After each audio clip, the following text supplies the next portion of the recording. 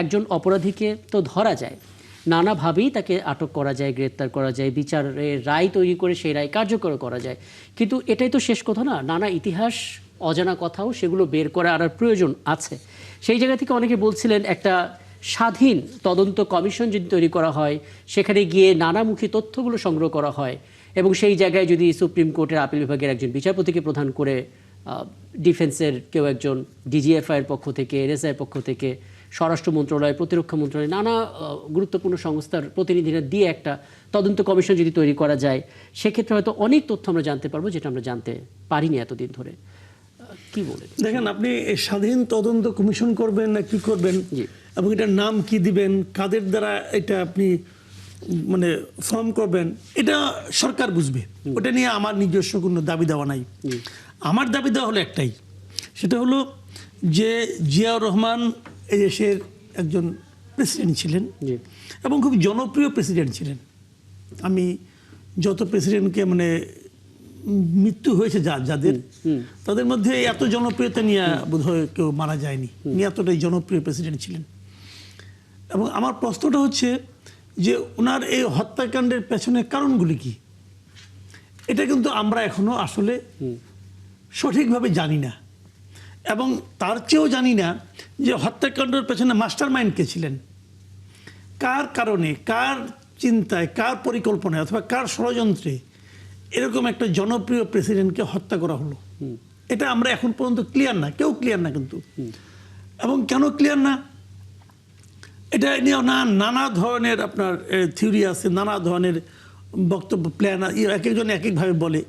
আমার নিজের বক্তব্যটা হলো যে উনি মারা যাওয়ার সঙ্গে যারা জড়িত ছিলেন অথবা যারা বলতে পারতেন, যারা এটা উদ্ঘাটন করতে পারতেন, সেই লোকগুলিকে অত্যন্ত দ্রুততার সঙ্গে হয় ফাঁসি দেওয়া হয়েছে, মানে অত পৃথিবী থেকে সরিয়ে দেওয়া হয়েছে।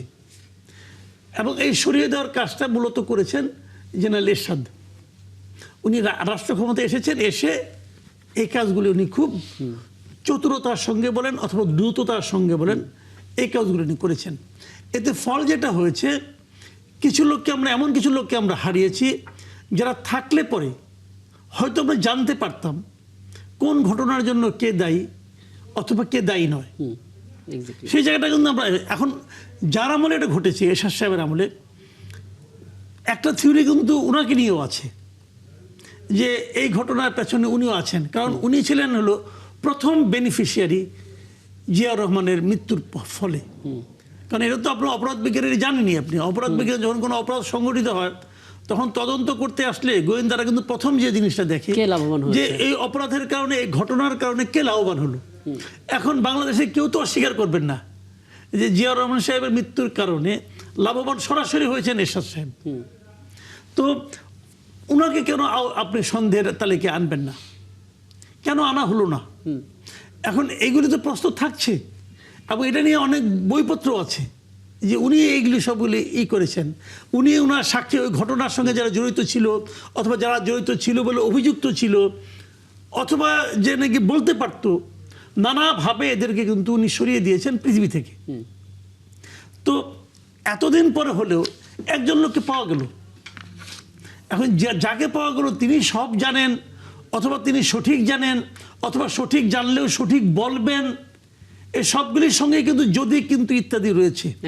কিন্তু আমাদের দিকে বক্তব্যটা হলো, আমাদের একটা সুযোগ তৈরি হয়েছে সত্যটা জানার। উনি আমাদেরকে মিথ্যা তথ্য দিয়ে বিভ্রান্তও করতে পারেন, কিন্তু এই লোক তো সুবিধার না থাকলে তো এত বছর পলায় থাকতো না। তাকে তো আমি সুবিধাজনক লোক মনে করি না, তাকে সত্যবাদী যুধিষ্ঠিরও মনে করি না। কিন্তু তারপরও যারা তদন্ত করবেন তারা তো তার কথাগুলোর সঙ্গে আলাপ করলে তারা তো কিছু বুদ্ধি রাখেন এবং তারা জানেন কীভাবে তদন্ত করতে হয়, কীভাবে আপনার ওনার সঙ্গে আলাপ করতে হবে। হ্যাঁ, কিন্তু তোমরা জানেন, জেনে আমার ধারণা এটা করলে পর হয়তোবা আমরা একসময় একটা সঠিক পথের দিকে অগ্রসর হতে পারবো অথবা চিন্তা করতে পারবো। আমার খালি একটাই বক্তব্য হয়, সেটা হলো জিয়াউর রহমানের মতো একজন মানুষকে, একজন জনপ্রিয় প্রেসিডেন্টকে হত্যা করা হয়েছে। কেন করা হয়েছে, এটা করার মাধ্যমে কে লাভবান হয়েছে এবং কোন থিওরি কাজ করেছে, এই সব কিছু জানার অধিকার এদেশের সাধারণ নাগরিকের আছে। একদম। আর্মি জানে কি জানে না, জিয়া রহমান সাহেবের পার্টি আছে, সেই পার্টি জানে কি জানে না, পার্টির কোন নেতা কি মনে করলো, এটা তাদের ব্যাপার, ওটা নিয়ে আমার কোনো মাথা ব্যথা নাই। আমার মাথা ব্যথা হলো আমি একজন নাগরিক হিসাবে এই পুরো ঘটনাটার একটা পরিষ্কার চিত্র এখানে দেখতে ছোট্ট চাই। করে একটা বিষয়টি যুক্ত করবেন। মূল বেনিফিশিয়ারি যদি জেনারেল এরশাদ হয়ে থাকেন, তিনি স্বভাবতই তড়িঘড়ি করে দ্রুত সামরিক আইনে তাড়াতাড়ি রায় কার্যকর করে দিলেন। দুজন পলাতক ছিলেন, পরবর্তীতে মুজাফফর তাকে গ্রেফতার করা গেল, আরেকজন তো মারাই গেলেন। সেই জায়গা থেকে ইতিহাস শেষ হয়ে যেতে পারতো। এখানে শুধু কি এরশাদের কথাই বলবেন, নাকি এখানে আসলে পরবর্তীতে যে রাজনৈতিক দল এসেছিল আওয়ামী লীগ, তাদেরও এক ধরনের ভূমিকা ছিল? দেখেন ভাই, আমি কার কথাই বলবো না, কার কথা বলবো না। আমি যদি বলি, ধরেন আমি একজনের কথা বললাম, আপনি বললেন প্রমাণ করেন, আমার কাছে কোনো তথ্য প্রমাণ নাই। এখানে আমি দেখতে পাচ্ছি 3 জন অতিথি আছেন আমাদের সঙ্গে। একজন শামসুজ্জামান দুদু ভাই, উনি ওনার পার্টির লোক, ওনার অপিনিয়নটা আমার জানা দরকার। আরেকজন সামরিক বাহিনীর লোক আছেন এখানে, মানে সাবেক এখন অবসরপ্রাপ্ত ব্রিগেডিয়ার শামীম কামাল সাহেব আছেন, উনিও কিছু না কিছু তথ্য আমাদেরকে দিতে পারবেন। আরেকজন আবু রুজ ভাই আছেন, উনি এই বিষয়ে খুব বড় একজন রিপোর্টার ছিলেন, কিন্তু আমরা আমাদের কন্টেম্পোরারি আমরা দেখেছি যে এই সামরিক বাহিনী সংক্রান্ত ওনার অনেক অনেক অনেক মানে আপনার এই অনুসন্ধানী রিপোর্ট আমরা পড়েছি। আমি বরং ওনাদের কাছ থেকে একটু শুনি ওনারা কে কি বলেন, ওনাদেরকে একটু সময় দিয়েন, ওনাদেরকে ডিটেল বলতে দিন। আমি আসলে একটা লম্বা সময় শোনার জন্য অপেক্ষা করছিলাম। আমি যদি একটু জনাব আবু রুশদ আপনার কাছ থেকে, আপনার গবেষণা থেকে একটু জানতে পারি। প্রথম কথা হচ্ছে, মোটিভ কি থাকতে পারে? মানে জনপ্রিয় একজন প্রেসিডেন্টকে হত্যাকাণ্ড করা হবে এরকম একটা বিপ্লবী পরিষদের মতো একটা সংগঠন তৈরি করে, এর নেপথ্যের কারণটা কি হতে পারে? মাস্টারমাইন্ড আপনি কাকে দেখবেন? মূল বেনিফিশিয়ারি বলা হচ্ছে জেনারেল এরশাদ, এর বাইরেও আর কেউ আছে কিনা? এবং এই তথ্যগুলো আসলে আমাদের জানতে দেওয়া হয়নি, নাকি আমাদের দিক থেকে আসলে কোনো চেষ্টাই হয়নি জানার জন্য? এটা কি আপনি আমাকে প্রশ্ন করছেন? জি, আমি আপনার কাছে জানছিলাম। আচ্ছা, এখন মাসুদ কামাল ভাই খুব সুন্দর করে বলেছেন। আজকে সন্ধ্যা ওনার সাথে একটা টক শোতে ছিলাম, উনি একই প্রসঙ্গটা তুলেছিলেন, এবং সেটা হচ্ছে যে এই আমরা একটা সুযোগ পেয়েছি 45 বছর পরে, মানে খুঁজে বের করা যে এর পিছনে কারণগুলা কি ছিল।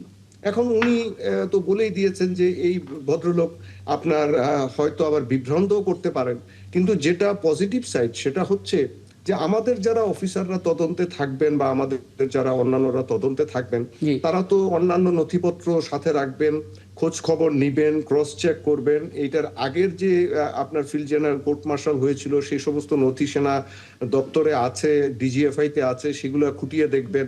এর বাইরে আমাদের কিছু সিনিয়র অফিসার এখনো বেঁচে আছেন, যেমন general Zabeel Hasan, general Syed Mohammad Ibrahim, brigadier Shakhawat, general Imamuzzaman, এনারা, কর্নেল অলি আহমেদ, এনারা এই বিষয়গুলো নিয়ে অনেক কিছু জানেন, এবং এছাড়া আরো কিছু অফিসার আছেন তারাও জানেন। এনারা বেঁচে থাকতে থাকতে এই জিনিসগুলোকে আসলে ক্রস চেক করা যেতে পারে এবং তাদের কাছ থেকে তথ্যগুলো নেওয়া যেতে পারে।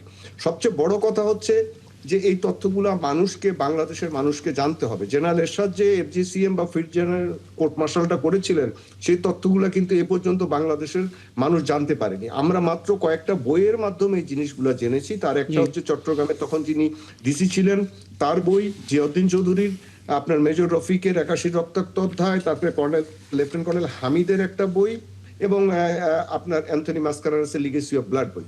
আচ্ছা, আরেকটা তথ্য দেই যে এখানে বলা হচ্ছে বিভিন্ন রিপোর্টে, এটা হতেই পারে তার কারণ তড়িঘড়ি করে তাকে ধরা হয়েছে, এতদিন পরের ঘটনা, অনেকেই ভুলে গেছেন, আমিও অনেক কিছু ভুলে গেছি কারণ বইগুলোর সাথে নেই, যে বলা হচ্ছে যে উনি একমাত্র জীবিত আছেন। এটা কিন্তু কথাটা হয়তো সত্য নয়। আজকে আমি কয়েকজন সিনিয়র অফিসারের সাথে কথা বলেছি, তাদের কাছ থেকে যেটা জানতে পেরেছি যে মেজর মঈন নামে আরেকজন অফিসার ছিলেন, যিনি স্কুল অফ ইনফ্যান্ট্রি এন্ড ট্যাকটিক্সে ছিলেন। তিনি ছুটি নিয়ে রহস্যজনক ভাবে ওই সময় চট্টগ্রামে গিয়েছিলেন এবং এই ষড়যন্ত্রে, এই পরিকল্পনায় যোগ দিয়েছিলেন। উনিও কিন্তু পরবর্তীতে এই মেজর মোজাফফরের সাথে পালিয়ে ভারতে চলে যান, এবং পরবর্তীতে আবার তিনি এক সময় বাংলাদেশে আবার ফেরত আসেন, আত্মসমর্পণ করেন, এবং তাকে ডেজার্শন মানে ডেজার্টার হওয়ার জন্য, পালিয়ে যাওয়ার জন্য একটা বিচার হয় এবং 1 বছরের সাজা হয়। এখন আরেকটি তথ্য আপনাদেরকে দেই, সেটা হচ্ছে এই যে জেনারেল জিয়া হত্যাকাণ্ডের পরে যে বিচারটা হয়েছিল সামরিক আদালতে, এই বিচারটা কিন্তু জেনারেল জিয়ার হত্যার জন্য হয়নি। এই বিচারটা হয়েছে মিউটিনি বা অভ্যুত্থান বা বিদ্রোহের জন্য। তো সব বিদ্রোহের জন্য বিচারটা হয়েছে, তার হত্যাকাণ্ডের জন্য কিন্তু এই বিচারটা হয়নি। শেখ মুজিবুর রহমান হত্যাকাণ্ডের পর তার সেটাও একটা আপনার বিদ্রোহ বা অভ্যুত্থান আপনি বলতে পারেন, কারণ সেনা অফিসাররা তা করেছিল, কিন্তু তা পরবর্তীতে সিভিল খাত থেকে কিন্তু এগুলো মামলা দায়ের করে সেটাকে নিয়ে যাওয়া হয়েছে হত্যা মামলার দিকে। আচ্ছা, এখন যেটা করা যেতে পারে যে এই যাকে গ্রেপ্তার করা হয়েছে মেজর মোজাফফর, তাকে অত্যন্ত সতর্কতার সাথে ভালোভাবে মানে আপনার নিরাপত্তার সাথে আমাদের জায়গা মানে আপনার লজিস্টিক্স এরিয়া হোক, সেনাবাহিনীতে বা অন্য আপনার জায়গায় হোক, তারা রাখবেন এবং অবশ্যই তারা রাখবেন। এবং তাকে যেন আমার নিজস্ব মতামত হচ্ছে যে তাকে মুভ করানোর কোনো হয়তো প্রয়োজন নেই। এখানে আপনার একটা স্বাধীন তদন্ত কমিশন গঠন করে আমাদের সেনা কর্মকর্তাদের, আমাদের প্রতিরক্ষা মন্ত্রণালয়, স্বরাষ্ট্র মন্ত্রণালয়ের কর্মকর্তাদের সাথে নিয়ে এখানে বিচারপতিরাও থাকতে পারেন, হয়তো বা অন্যরা থাকতে পারেন, সেটা সরকার বুঝবেন। সবচেয়ে বড় ব্যাপার হচ্ছে যে এখান থেকে বের করে আনা এই মিসিং লিঙ্কগুলা, আমরা এই মিসিং লিঙ্কগুলা আসলে চাই। আর মেজর মঈন যার কথা আমি বললাম, উনি এখন কানাডায় আছেন, উনি তো আর ফেরত আসবেন না, ওনাকে আমরা পাবো না। সুতরাং এই মেজর মোজাফফর আমাদের লাস্ট ভরসা, যে ওনার কাছ থেকে যদি আমরা কিছু পেতে পারি। এখন আমি আশা করি যে আমাদের সশস্ত্র বাহিনীর কাছে বা সেনাবাহিনীর কাছে, গোয়েন্দা সংস্থার কাছে আগের তথ্য প্রমাণগুলো আছে, তারা হয়তো কিন্তু আপনার কি মনে হয় না, মানে এর আগেও ধরুন বিডিআর বিদ্রোহের সময় সেটা তদন্ত করার জন্য একটা কমিশন গঠন করা হয়েছিল, এর আগে নানামুখী প্রেক্ষাপটে আমরা কমিশন গঠন করার একটা রেওয়াজ আছে, কিন্তু বেশিরভাগ ক্ষেত্রে আমরা সে আপডেটটা পাই না, আলোর মুখও আমরা দেখি না। আপনার কি মনে হয় এই স্বাধীন তদন্ত কমিশন তৈরি করলে তার একটা ডেডলাইন দিয়ে দেওয়া উচিত, কিভাবে কি প্রক্রিয়া হচ্ছে তার আপডেট সাধারণ মানুষ জানবে? জি হ্যাঁ, আপনি যেটা বলেছেন এটা 100 ভাগ ঠিক। তবে এটা যদি আপনার সেনাবাহিনীর নিয়ন্ত্রণাধীন হয়, যে যাতে সেনাবাহিনীর নির্দিষ্ট অফিসাররা প্রতিনিধিত্ব করবেন, আর্ম ফোর্সেস ডিভিশনের অফিসাররা থাকবেন, আপনার আর্মি ইন্টারোগেশন সেলের অফিসাররা থাকবেন, আমাদের ডিজিএফ এর কর্মকর্তারা থাকবেন, স্বরাষ্ট্র এবং প্রতিরক্ষা মন্ত্রণালয়ের অফিসাররা থাকবেন, এবং একটা সুনির্দিষ্ট আপনার টাইমলাইন বেঁধে দেওয়া হয় এবং তারপরে এই বিচার প্রক্রিয়াটা শুরু করা হয়, তাহলে হয়তো এটা সেরকম ভাবে হবে না। তবে যাই হোক, যেভাবেই হোক, আমরা আশা করব, আমরা সরকারের কাছে দাবি জানাবো যে এখানে কি ফাইন্ডিংস পাওয়া গেছে এবং জেনারেল জিয়ার হত্যা আসলে কারা দায়ী। এবং মাসুদ কামাল ভাই যেটা বললেন যে এখানে হয়তো জেনারেল এরশাদ আপনার একজন সবচেয়ে বড় সুবিধা নিয়েছেন, এই জিনিসগুলো আমাদের ক্লিয়ার করা দরকার জাতির সামনে। তবে আমি মনে করি যে এই জেনারেল জিয়া হত্যার জন্য সবচেয়ে বেশি সুবিধা পেয়েছে আওয়ামী লীগ। তার কারণ জেনারেল এরশাদের সময় আওয়ামী লীগকে সুনির্দিষ্টভাবে ধীরে ধীরে প্রতিষ্ঠিত করা হয়েছে, এবং আপনার এই যে মেজর মোজাফফর এবং মেজর মঈন, এনারা যে পালিয়ে ভারতে গিয়েছিলেন, এরা ভারতীয় গোয়েন্দা বাহিনীর সেফ হাউসে ছিলেন, এগুলো তথ্য প্রমাণ উঠে এসছে। এবং ভারতীয় হ্যাঁ, আমি এখানে একটু থামি, আমি এরপরে আপনার কাছে বিরতির পরে যখন আসবো তখন একটা বিষয় একটু জানার চেষ্টা করবো, কারণ অনেকে এটা জানতে চাইছেন। যে মানুষটা ভারতে গিয়ে সেখানে পালিয়ে থেকে নিজের নাম বদলে জয় ব্যানার্জি নাম ব্যবহার করলেন এবং দীর্ঘদিন নাম নিয়েছিলেন, ওনার নাম বিপ্লব সরকারও নিয়েছিলেন, হ্যাঁ একবার এই ঘটনাটা একটু জানার চেষ্টা করবো আপনার কাছ থেকে, কিভাবে তিনি সার্ভাইভ করেছেন, কে কে নেপথ্যে আসলে সেই সাহায্যটা করেছে। আমি এভাবে জনাব শামসুজ্জামান দুদু একটা বিষয় একটু জানার চেষ্টা করি আপনার কাছে, এবং বলে রেখে আপনার কথার মাঝখানে হয়তো আমি একটু বিরতিতে যাব, ফিরে এসে সেখান থেকে শুনবো, কিন্তু শুরুটা করতে চাই। প্রথম কথা হচ্ছে ৪৫ বছর লাগলো একজন অপরাধীকে ধরতে, এবং সেই ৪৫টা বছরে তিনি নানামুখী সহায়তা নিয়ে গা ঢাকা দিয়েছেন, ছদ্মবেশে থেকেছেন। রাজনৈতিক দল হিসেবে বিএনপি তারা আসলে এই তথ্যগুলো, এই দাবিগুলো প্রতিষ্ঠা করার চেষ্টা কতটা করেছে? রাজনীতিতে যতটা সোচ্চার ছিল মাঠের রাজনীতিতে, এই অপরাধীগুলোর বিচারের দাবি, তাদের কাছ থেকে তথ্য তুলে আনার দাবিতে কতটা সোচ্চার ছিল আসলে বিএনপি? জি, আপনাকে ধন্যবাদ। সোচ্চার আগাগোড়াই ছিল। বিএনপি একটি রাজনৈতিক দল, প্রতিহিংসা রাজনীতি থেকেও বেশি ছিল আইনের মধ্য দিয়ে